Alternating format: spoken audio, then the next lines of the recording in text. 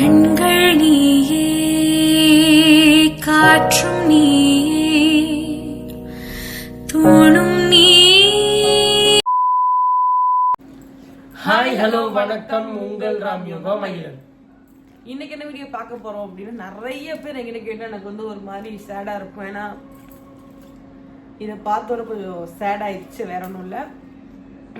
பேசலாம். இன்னைக்கு ஃபர்ஸ்ட் பாருங்க, நிறைய பேர் எங்கிட்ட கேட்ட ஒரு விஷயம் என்ன பார்த்தீங்களா, ஸ்கேன் ரிப்போர்ட் வீடியோ போடுங்க. நான் ஒன்னொன்னா போடலாம்னு நினைச்சேன், ஆனா ரெண்டையுமே போட்டுருவோம். எதுக்கு ரொம்ப பெரிய வீடியோவா லென்த்தா இதே ஸ்டோரியா போயிட்டு இருக்கு, இதுக்கு ஒரு ஃபுல் ஸ்டாப் வச்சிருவோம் அப்படின்னு சொல்லி தான் இந்த வீடியோவே எடுக்கிறேன். மிஸ் பண்ணாம பாருங்க. நம்ம சேனல் புதுசா இருந்துச்சு பாக்குறீங்கன்னா சப்ஸ்கிரைப் பண்ணிக்கங்க, அப்படியே பெல் ஐகானை கிளிக் பண்ணிக்கங்க. வாங்க வீடியோக்குள்ள போலாம். ஆரம்பிக்கலாங்களா? காலம் கடந்தாலும் நம் காதல் மறையவில்லை, சோதனை வந்தாலும் நாம் சேர்ந்து நிற்கிறோமே. ஃபர்ஸ்ட் நாங்க வந்து ஹாஸ்பிட்டல் போனப்ப எனக்கு எந்த விதமான ஸ்கேனுமே எடுக்கல. ஃபர்ஸ்ட் வந்து கருவே தரல அப்படின்னு சொல்லிட்டாங்கன்னு சொன்னேன்ல, அதுல அந்த ஸ்டோரிலாம் முடிஞ்சிட்டு நான் ரொம்ப நாளா ஸ்கேனே எடுக்காமவே இருந்தேன். ரொம்ப கொஞ்ச நாள் தள்ளி போவோம் அப்படின்னு சொல்லிட்டு அதுக்கடுத்து நான் வந்து சிவகங்கையிலே பார்த்தீங்க அப்படின்னா ஒரு ஸ்கேனுக்கு போனேன்.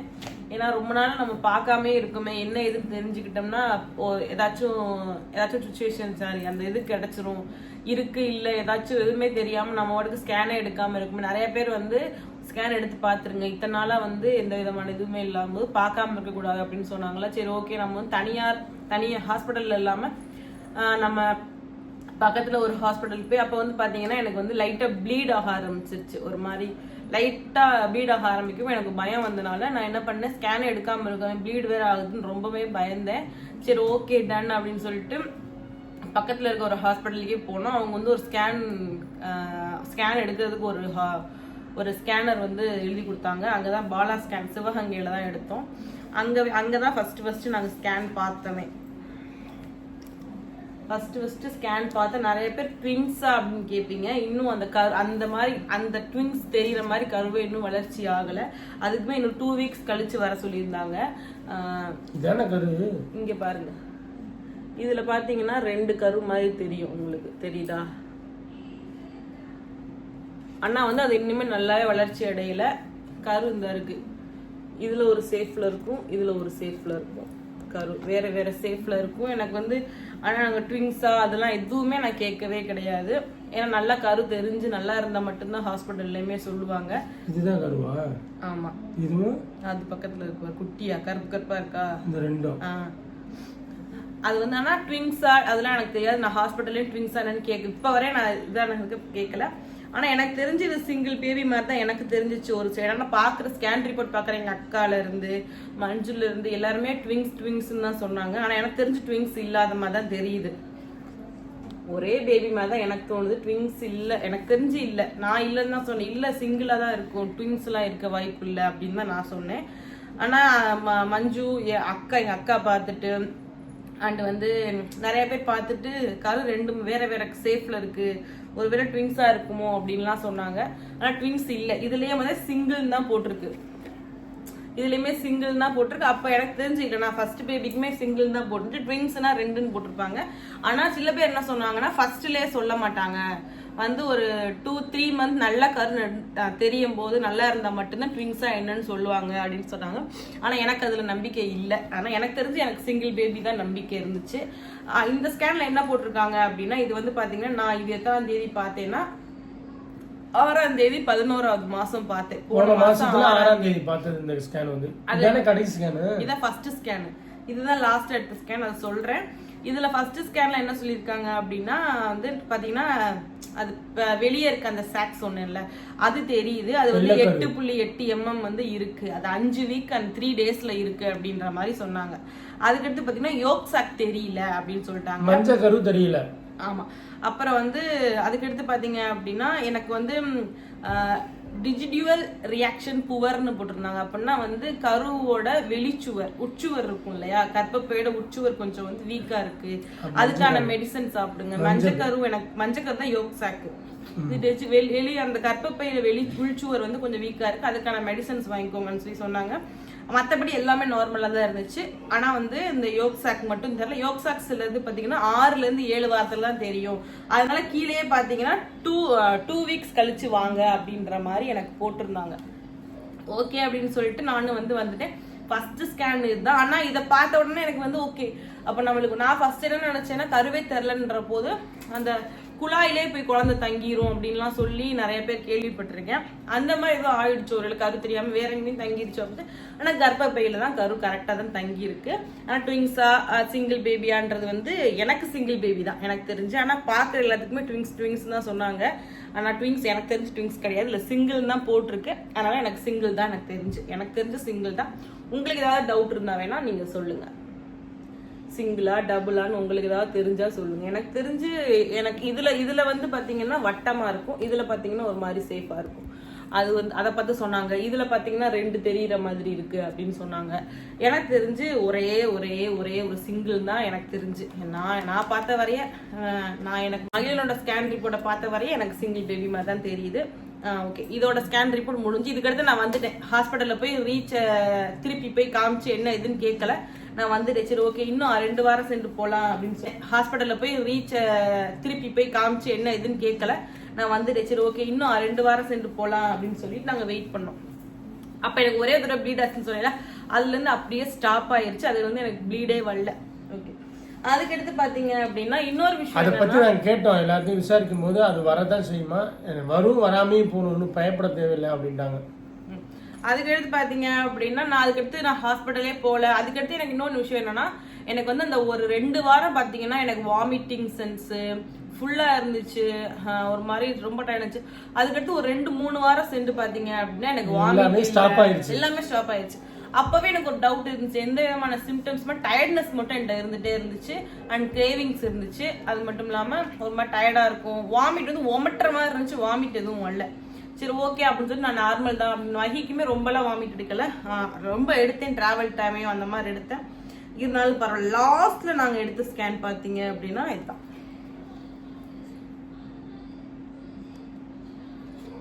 இதான் நாங்கள் எடுத்தது. நாங்கள் வந்து சபரி மேடம், ஹேமாவதி மேடத்துக்கு தான் பார்ப்போம். அவங்ககிட்ட தான் பார்த்தோம். அவங்க வந்து பார்த்தீங்க அப்படின்னா இந்த ஸ்கேன் ரிப்போர்ட்டையும் கம்பேர் பண்ணாங்க. அதில் எப்படி வந்து 5 வீக்ஸ் போட்டிருந்துச்சோ அதே 5 வீக்ஸில் தான் பார்த்தீங்கன்னா இது எத்தனாம் தேதி, 18ஆம் தேதி 11வது மாதம், அது 6. அப்ப வந்து அது 6 ஒரு வாரத்துக்கு 2 வாரத்துக்கு மேல போயிடுச்சு. அப்ப வந்து அவங்களே டவுட் பட்டாங்க. இத்தனை நாள் வாங்கின ஒரு 2-3 நாள் தான் ஆகும் நினைச்சேன். இவ்வளவு நாள் டிஃபரன்ஸ்ல கண்டிப்பா கரு வளர்ச்சி அடைஞ்சிருக்கும். ஆனா இது வந்து பாத்தீங்கன்னா மிஸ்டு அபார்ஷன் அப்படின்னு சொல்லிட்டாங்க. இதை பார்த்துதான் கொஞ்சம் வந்து ஃபீல் ஆயிட்டேன், வேற ஒன்றும் இல்லை. இதுல பாத்தீங்க அப்படின்னா தெரியும், நம்மளுக்கு நல்லாவே தெரியும். இதுலதான் வந்து பாத்தீங்கன்னா மிஸ்டு அபார்ஷன்ன்ற மாதிரி போட்டிருக்காங்க. அதே எல்லாமே நல்லா இருக்கு. யோக் சாக்ஸ் தெரியல, ஃபீட்டல் புல் தெரியல அப்படின்னு சொல்லி அந்த மாதிரிலாம் போட்டிருந்தாங்க.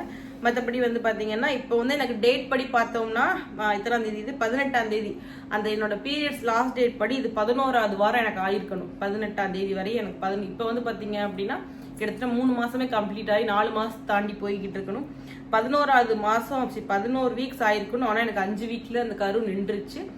அதுக்கு முன்னாடியே நின்றுச்சு, 5 வீக் அப்பயே நின்றுச்சு. ஆனா நான் வெயிட் பண்ணி பார்த்து கடைசியில வந்து இந்த மாதிரி பாத்தீங்க அப்படின்னா இந்த இதுக்கு பேர் பாத்தீங்க அப்படின்னா இந்த ஸ்டேஜ், அதாச்சும் இந்த வந்து கரு வெளி யோக்ஸாக் மட்டும் இருந்து உள்ள கரு உள்ளாகிறதுக்கு ஒரு பேர் சொல்றாங்க. எனக்கு அது மறந்து போச்சு, இருந்தாலும் நான் ஏதாச்சும் ஞாபகப்படுத்தி சொல்றேன். அதுதான் எனக்கு வந்து ஆயிருக்கு. மற்றபடி வந்து கருலாம் நல்லபடியா தான் உள்ள போய் சேர்ந்துருக்கு. ஆனா சார் வெளியே இருக்க ஷாக் மட்டும் வளர்ந்துருக்கு, உள்ள இருக்க மட்டும் வரல. யோக் சாக்கோ பீட்டல் ஃபுல்லோ எதுவுமே தரல. இது தவிர்த்து நீங்க நான் நினைச்சேன் அப்புறம் பயப்படணுமா, இது அடுத்த பேபிக்கு ஏதாச்சும் ப்ராப்ளம் ஆகுமா, இது வந்து எல்லாத்துக்கும் நேச்சுரல் நடக்கும். இதை விட பெரிய விஷயம்னா குழந்தை கர்ப்பப்பை குழாயிலே குழந்தை நின்றும், அதெல்லாம் வெடிச்சிரும் சில பேர்த்துக்கு, அதெல்லாம் ரொம்ப ரிஸ்க். இது உங்களுக்கு ஈஸி தான், நீங்க நார்மலா பீரியட்ஸ் ஆகுற மாதிரியே கொஞ்சம் வந்து அதுவா வந்து இதாயிடும், ஒன்றும் பிரச்சனை இல்லை. அடுத்து நீங்க வந்து நல்லபடியா அடுத்த பேபி உங்களுக்கு நல்லா இருக்கும், நல்லா இருந்தாலும் யோசிக்கணும், நல்லா இருக்கும். இதை நினைச்சு நீங்க பயப்பட தேவையில்லை அப்படின்ற மாதிரி சொன்னாங்க. ரொம்பவே கஷ்டமா தான் இருந்துச்சு. ஃபர்ஸ்ட் எல்லாருமே ஷாக் ஆயிட்டோம். எங்களுக்கு வந்து என்ன பண்றது ஏது பண்றதுன்னே தெரியல. ஒரு பேபியா 2 பேபியா அதெல்லாம் விட பேபி வயிற்றுக்குள்ள வந்துட்டு நம்மளை விட்டுட்டு போயிடுச்சு அப்படின்னு சொல்லி எனக்கு ரொம்பவே கஷ்டமா இருந்துச்சு. சரி ஓகே, நெக்ஸ்ட் நம்ம பார்த்துக்கலாம், எதாக இருந்தாலும் எல்லாமே நன்மைக்கே அப்படின்னு நினைச்சிட்டு சந்தோஷமா விட்டோம். ஓகே அம்முக்குட்டீஸ், இந்த வீடியோ உங்களுக்கு பிடிச்சிருக்கும்னு நினைக்கிறேன். வேற என்ன சொல்லணும் உங்ககிட்ட அப்படின்னு எனக்கு தெரில. ஃபுல்லாக வந்து இந்த ஸ்டோரியாவே போட்டாச்சு. அடுத்து வந்து நாங்கள் வந்து சுபா கிட்ட ரிவீல் பண்ண வீடியோ வந்து நான் இந்த வீடியோலேயே அட்டாச் பண்ணிடுறேன். இதுக்கு தனியாக ஒரு வீடியோ வேணான்னு எனக்கு தோணுது. நான் முடிஞ்ச இதுலேயே அட்டாச் பண்ணி விடுற மாதிரி பார்க்குறேன். அதுக்கடுத்து இதில் பார்த்துட்டு தான் பசிக்குது. இந்த ஸ்கேன் மட்டும் கிட்டத்தட்ட எனக்கு 4-5 தடவை பார்த்தாங்க. இந்த ஒரு ஸ்கேன் எதுலையாவது தெரிஞ்சிருமா நல்லா இருக்குமா அப்படின்னு பார்த்தீங்கன்னா எடுத்தா கவுத்தோன்னு பேசக்கூடாது, சொல்லக்கூடாது இல்லை. அதனால வந்து அது ரொம்ப தரவா செக் பண்ணி சொன்னாங்க. 4 தடவை நான் வந்து ஸ்கேன் திருப்பி தண்ணி குடிச்சிட்டு வந்தேன், பாத்ரூம் போயிட்டு வந்தேன், நிறைய தடவை 5 தடவை எடுத்துட்டு இருங்க, நான் லாஸ்டா ஒரு தடவை பார்த்துடுறேன், இதுல ஓகே இல்லைன்னு நானே வந்து ரிப்போர்ட் கொடுத்துட்றேம்மா அப்படின்னு சொல்லிட்டாரு டாக்டர். சரி ஓகே ரொம்ப நல்லது அப்படின்னு சொல்லிட்டு, ஏன்னா அது ரொம்ப நாள் வச்சுட்டே இருக்கிறதும் நம்மளோட கர்ப்பப்பைக்கு தான் ரொம்ப ஆபத்தை கொடுக்கும். அதனால நான் விட்டேன். நீங்க யாருமே வந்து இதை நினைச்சு ஐயோ நம்மளுக்கு ஏதாவது அப்படிலாம் பயப்படாதீங்க.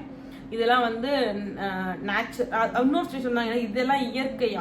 இப்போ நான் அதுக்கடுத்து பார்த்தீங்கன்னா ப்ளீட் ஆனோடனே என்னோட அத்தை மக ஒருத்தவங்க இருக்காங்க, அவங்களும் டாக்டர் தான், அவங்க கிட்ட போனேன். இது நேச்சர், இது இயற்கை. அந்த கரு வந்து நல்லா இல்லைன்னா அந்த கடவுளே வந்து வெளியே தள்ளதான் பார்ப்பாரு, அதான் நேச்சர் அப்படின்னு சொன்னாங்க. ஒருவேளை நல்லா உனக்கு நல்ல கருளா இருந்து நீ பிறந்ததுக்கு அப்புறம் ஏதாச்சும் ஒரு பாதிப்புனா என்ன பண்ணுவேன் அப்படின்ற மாதிரி கேட்டாங்க. அதுவுமே கரெக்டாக தான் இருந்துச்சு. அந்த கடவுள் வந்து நம்மளுக்கு இந்த குழந்தை உங்களுக்கு வேணாம், நான் அவ்வளோ உங்களுக்கு கஷ்டத்தெல்லாம் கொடுக்க மாட்டேன் அப்படின்னு இந்த கடவுளே எடுத்துக்கிட்டாருன்னு நினச்சிக்கோங்க அப்படின்ற மாதிரி சொன்னாங்க. ரொம்பவே வந்து அதுவே எனக்கு வந்து ஒரு மாதிரி எல்லாமே நடந்து ஸ்கேன்லாம் பார்த்துட்டு கருவை பார்த்துட்டு நம்மக்கிட்ட இல்லையே அப்படின்ற ஃபீலிங்ஸ் இப்போ வரை இருந்துட்டு தான் இருக்கு. அதை வந்து மாற்ற முடியல. சரி ஓகே டன், எதாக இருந்தாலும் வந்து பார்த்துக்கலாம் அப்படின்னு சொல்லி அதுலேருந்து வெளியே வந்துட்டோம். இப்போ வந்து ரொம்ப நாள் கழிச்சு இந்த ஸ்கேன் ரிப்போர்ட்டை கையில் எடுத்தோன்னு கொஞ்சம் ஃபீலிங் ஆகிட்டேன். வேற ஒன்றும் இல்லை, தப்பாக எடுத்துக்காதீங்க. ஓகே அம்முக்குட்டீஸ், நெக்ஸ்ட் ஒரு சூப்பரான தரமான வீடியோவில் வந்து உங்களை சந்திக்கிறேன். பாய்.